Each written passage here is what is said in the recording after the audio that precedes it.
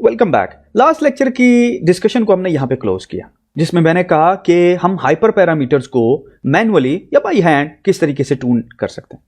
और हमने दो हाइपर पैरामीटर लिए और उनकी एक एक वैल्यू ली। What if I want to test an in range of values.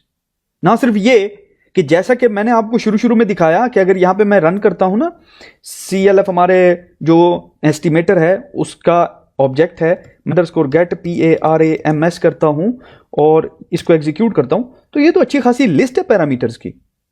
ये तो फिर फंस गए हम लोग। अगर यहां पे मैं सिंपल इस तरह कहता हूं कि नहीं यार, मुझे 10 के लिए भी टेस्ट करना है, मुझे 20 के लिए भी करना है, सॉरी मुझे लेट्स से मैं इस तरह कहता हूं 100 के लिए भी करना है, 200 के लिए भी करना है और लेट्स से 500 के लिए भी करना है, ये तो इंटायर लिस्ट हो गई। और ये तो लिस्ट सिर्फ एक पैरामीटर की है। इसी तरह मैं अगर मैक्सिमम डेप्थ को चेक करना चाहता हूं तो मैंने तो 5 से शुरू करना, बल्कि नन से शुरू करना है, नन से करना है, फिर 5, फिर 10 and I can keep on going on 20 and 30। ये तो मैं फंस गया। फिर ये तो मैंने अभी 2 कंप्लीट किए हैं, इनको चेक करते तो मुझे दिन लग जाएगा पूरा बाई हैंड मैनुअली। ये तो 2 डाले थे ना हमने। अच्छा, और अब अगर मैं चाहूं यहां से लेट्स से मैं मैक्स डेप्थ डालना चाहता हूं तो यहां पे मुझे मैक्स डेप्थ डालना पड़ेगा बाई हैंड। ऐसे करूंगा, मैक्स डेप्थ, उसकी वैल्यू दूंगा। ये तो काम लंबा हो गया। तो अब इसका क्या तरीका है कि मैं इसको किस तरीके से हाइपर पैरामीटर्स को ऑटोमेटिकली ट्यून कर सकता हूं। तो जो sklearn के जो प्रोग्रामर्स है ना, उन्होंने इसको इस तरीके से डिजाइन किया है ना कि हम लोग एक टेक्निक है, इसको कहते हैं रैंडमाइज्ड सर्च क्रॉस वैलिडेशन या RSCV, randomise search cross validation. अब 2 मेथड हैं इसको ट्यून इन करने के हाइपर पैरामीटर्स को। एक तो RSCV है जो इस लेक्चर में हम सीखेंगे। नेक्स्ट लेक्चर के अंदर एक और मेथड है, ठीक है, वो मैं आपको नेक्स्ट लेक्चर में बताऊंगा। इस लेक्चर को क्लोज करते वक्त मैं बताऊंगा कि इसके अंदर पिटफॉल प्रॉब्लम क्या है, जो कि वो नेक्स्ट वाला हमें हेल्प आउट करता है। ठीक है, तो अभी तो मैंने ये बताना कि ये प्रॉब्लम है। चलिए तो इस तरह करते हैं जी, देखते हैं हम कौन से पैरामीटर्स को जो ट्यून इन करने वाले हैं। तो यहां से मैं 5 पैरामीटर्स उठा लेता हूं। यहां पे आपको नजर आ रहे हैं, फॉर एग्जांपल यहां पे आपको नजर आ रहा है जी मैक्स डेप्थ नजर आ रहा है। ठीक है, तो मैं मैक्स डेप्थ उठा लेता हूं यहां पे। उसके बाद आपको एन एस्टिमेटर नजर आ रहा है, मिनिमम सैंपल्स स्प्लिट और मिनिमम सैंपल लीफ नजर आ रहा है, ये तीनों उठा लेता हूं मैं। एन एस्टिमेटर उठा लेते हैं जी, मैक्स फीचर एन जॉब्स उठा लेते हैं, ये मैक्स फीचर है, ये एन जॉब्स है और ये मैक्स फीचर पड़ा हुआ है, ये भी उठा लेते हैं। ठीक है, तो हम एक पूरी की पूरी लिस्ट उठा लेते हैं। ये हैं जी वो पैरामीटर जिनको हम ट्यून इन करने लगे। ना सिर्फ ये पैरामीटर्स, हम इनकी एक रेंज ऑफ वैल्यूज को हम ट्यून इन करेंगे। वो कैसे, चलिए जी शुरू करते हैं। सबसे पहले तो मैं इस तरह करता हूं कि इनको जो है ना टेक्स्ट में कन्वर्ट कर देता हूं। ओके, तो मैंने जी लिस्ट बना ली है इनकी। अब हम इनकी वैल्यूज डिफाइन करने लगे हैं। ठीक है, यहीं पे मैं करने लगा हूं वैल्यूज डिफाइन। लेट्स से मैंने एन एस्टिमेटर्स को जो ट्राई आउट करना है वो करना है 10 वैल्यू के लिए, उसके बाद 100 के लिए, उसके बाद लेट्स से 200, 500, 1000 और फिर लेट्स से 1200 के लिए। ये वो वैल्यूज हैं जिनके लिए मैंने इसको टेस्ट करना है। अच्छा, अब दूसरी चीज जी, हमारे पास एन एस्टिमेटर्स हैं। एन एस्टिमेटर्स की वैल्यूज को मैंने चेक करना है इन वैल्यूज के लिए। ठीक है, तो ये मैं एन एस्टिमेटर यहां पे डाल देता हूं और अगेन देनी हमने लिस्ट ही है। तो मैक्स डेप्थ किसके लिए, कौन कौन सी वैल्यूज के लिए चेक करें। नॉन वैल्यू के लिए चेक करेंगे, 5 के लिए, 10 के लिए, 20 एंड 30 के लिए। ठीक है, अच्छा, मिनिमम सैंपल्स स्प्लिट हमने कौन कौन सी वैल्यूज के लिए टेस्ट करना है। Minimum samples split, let's say इसको करना है जी 2 के लिए, 4 के लिए, 6 के लिए। अगेन नेक्स्ट वैल्यू के लिए हम एक अगेन लिस्ट डिफाइन करने लगे। उसके लिए जी कौन कौन सी वैल्यूज होनी चाहिए। इसके लिए लेट्स से मैं कहता हूं 1, 2 एंड 4। अच्छा, ये सारी वैल्यूज डॉक्यूमेंटेशन में अवेलेबल है। ठीक है, उसके बाद मैक्स फीचर्स है जी हमारे पास। मैक्स फीचर्स हम अगेन एक लिस्ट डिफाइन कर रहे हैं और ये लिस्ट है जी लेट्स से ऑटो, और फिर दूसरा जो पैरामीटर है इसमें वो है जी SQRT स्क्वायर रूट। ठीक है, उसके बाद है जी हमारे पास एन जॉब्स। ये मैं आपको बताऊंगा कि एन जॉब्स हमने कैसे करना है। अच्छा, ये वो वैल्यूज हैं और ये वो पैरामीटर्स हैं जो कि हमने टेस्ट आउट करना है। तो मैं इस तरह करता हूं कि इन सब की एक डिक्शनरी बना लेता हूं। डिक्शनरी तो बन जाएगी ना, ये देखिए की वैल्यू पेयर है ना ये सारे। तो मैं इसको पकड़ता हूं ऐसे, Ctrl+C करके मैं एक वेरिएबल का नाम रख देता हूं। मैं कहता हूं जी पैराम्स। ठीक है, बल्कि h पैराम्स, ठीक है। और ये जी एक डिक्शनरी बन गई, डिक्शनरी में मैंने वैल्यूज डाल दी, ठीक है। ये स्टार रिमूव कर देते हैं, स्टार क्योंकि वो दूसरी तरफ से आ रहा है, एडिटर से हम जो स्टाइलिंग कर रहे थे ना वहां से आया। अच्छा जी, ये देखिए जी, मैं एलिमेंट्स को अलहदा करने के लिए कॉमा डाल देता हूं एट दी एंड, ठीक है, और we are good to go. अच्छा, इंडेंटेशन इसकी करेक्ट कर लेते हैं जी। ये देखिए नाउ, अच्छा जी, तो सो फार सो गुड। हमने क्या किया कि बजाय इंडिविजुअली हम अपने रैंडम क्लासीफायर को ये पैरामीटर देने के, हमने अब लिस्ट बना दी है। हाउएवर यहाँ पे प्रॉब्लम ये है कि अब हम ऐसा नहीं, अगर आप ये सोच रहे हैं ऐसा कर सकते हैं कि यार हाँ ये जो हमारे पास रैंडम क्लासीफायर डिफाइन हुआ है इसके अंदर ये लिस्ट दे दें तो ये ऑटोमेटिकली उठा के सारे ट्राई कर देगा। ऐसा नहीं होगा, उसके लिए हमें एक मॉड्यूल इंपोर्ट करना पड़ेगा जिसको अगेन कहते हैं randomized search cross validation algorithm. तो वो इसको इंपोर्ट करते हैं। सबसे पहले मैं कहता हूं from sklearn dot model underscore selection, ठीक है, मॉडल अंडरस्कोर सिलेक्शन, और ये यहां से हमने इंपोर्ट करना है रैंडोमाइज्ड सर्च सीवी। ठीक होगी बात, रैंडोमाइज्ड सर्च सीवी ये हमने इंपोर्ट करना है। अच्छा, अब ये हमें हेल्प आउट करेगा। वो कैसे? जो रैंडोमाइज्ड सर्च सीवी है बजाते खुद ये लेता है और अप्लाई करता है किसके ऊपर? उस ऑब्जेक्ट के ऊपर, ये जो हमारा एस्टिमेटर इसको कहते हैं, इसके ऊपर। वो कैसे? सबसे पहले तो इसका मतलब है हमारे पास एक एस्टिमेटर होना चाहिए, ऐसा ही है ना। अच्छा, अब मैं इस तरह करता हूं, जरा आपने गौर करना है। मैं कहता हूं जी एक हमारे पास रैंडम क्लासीफायर है, रैंडम फॉरेस्ट क्लासीफायर एस्टिमेटर है, उसको मैं इनिशियलाइज करने लगा। इनिशियलाइज करने के लिए हम क्या करते हैं? हम कहते हैं जी रैंडम फॉरेस्ट क्लासीफायर, ऐसा कहते हैं ना। अच्छा, नॉर्मल हम ऐसे करते थे। अच्छा, अब ये जो रैंडमाइज्ड सर्च सीवी है इसको ये काम कैसे करता है ये मैं आपको बताने लगा। ये हमारे पास आ गया ना ये इंस्टेंस।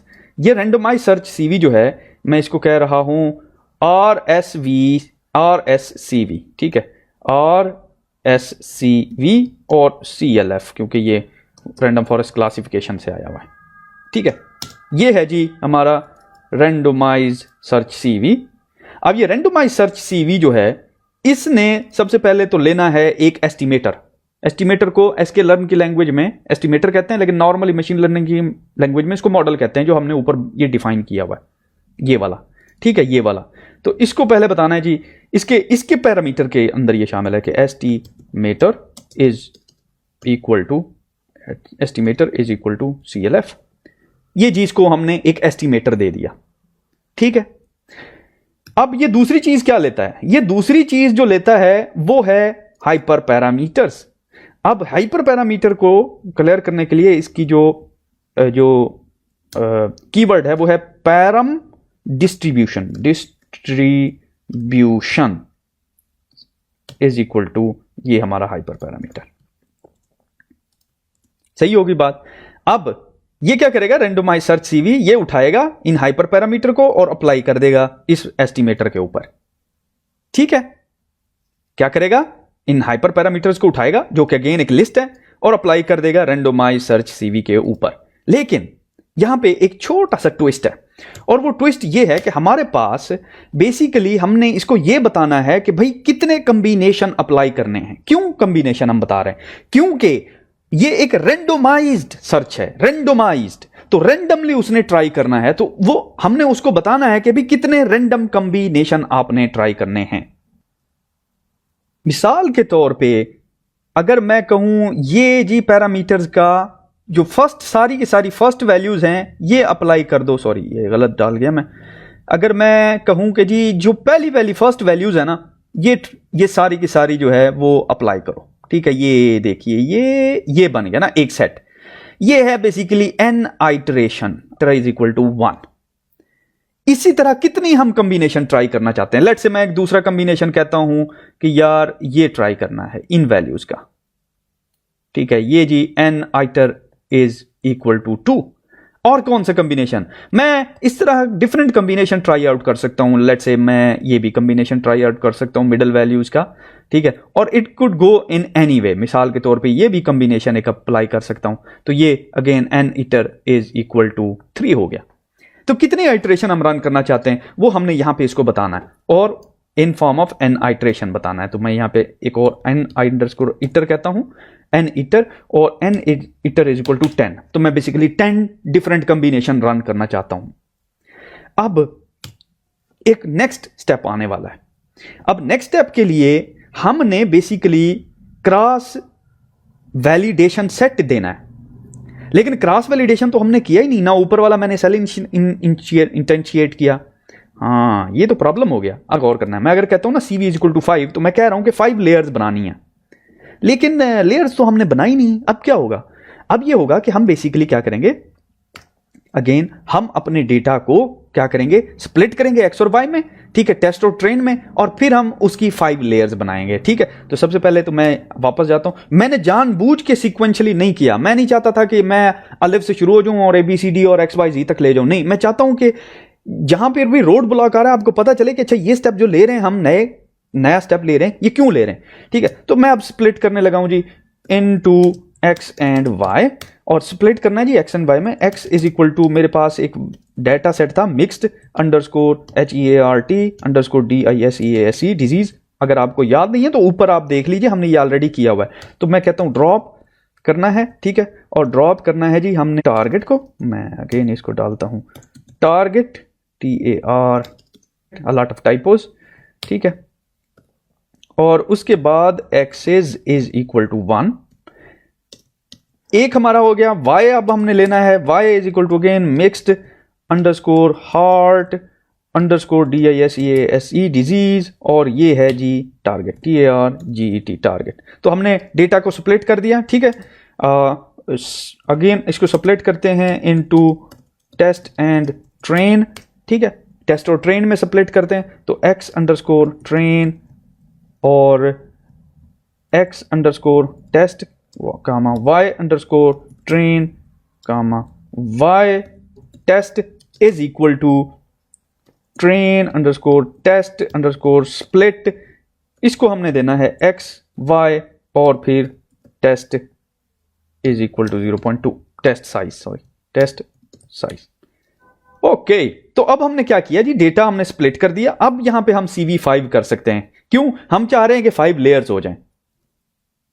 अब जरा मैं इसको एक्सप्लेन करने लगा हूं। ये जो CV इज इक्वल टू 5 लिखा हमने, टेस्ट डेटा ट्रेन डेटा में स्प्लिट किया, तो ये कैसे स्प्लिट हुआ? नॉर्मली जो हमारे पास हमने कहा जी test size is equal to 0.2 यानी कि 20%। इमेजिन करें ये बार जो है आपके डेटा को रिप्रेजेंट कर रही है, ठीक है, और इसमें आपने कहा कि जी जो 20% डेटा है वो आप रख लीजिए टेस्ट के लिए, बाकी जो डेटा है वो आप ट्रेनिंग के लिए रख लीजिए, ठीक है। तो आपने इस तरह डेटा को स्प्लिट कर दिया इन 2 पार्ट्स, ठीक है।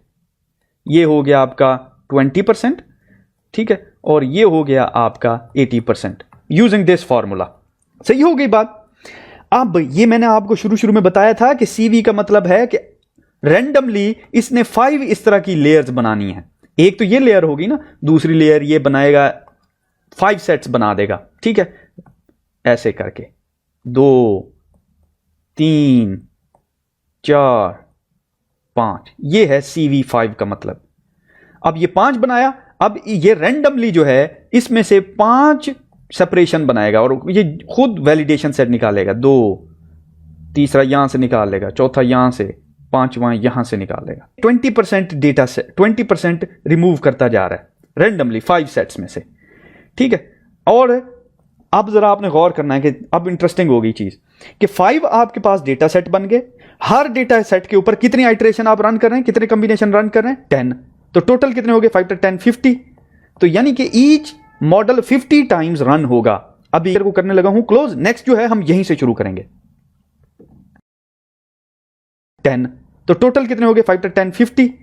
तो यानी कि ईच मॉडल 50 टाइम्स रन होगा। अब ये को करने लगा हूं क्लोज। नेक्स्ट जो है हम यहीं से शुरू करेंगे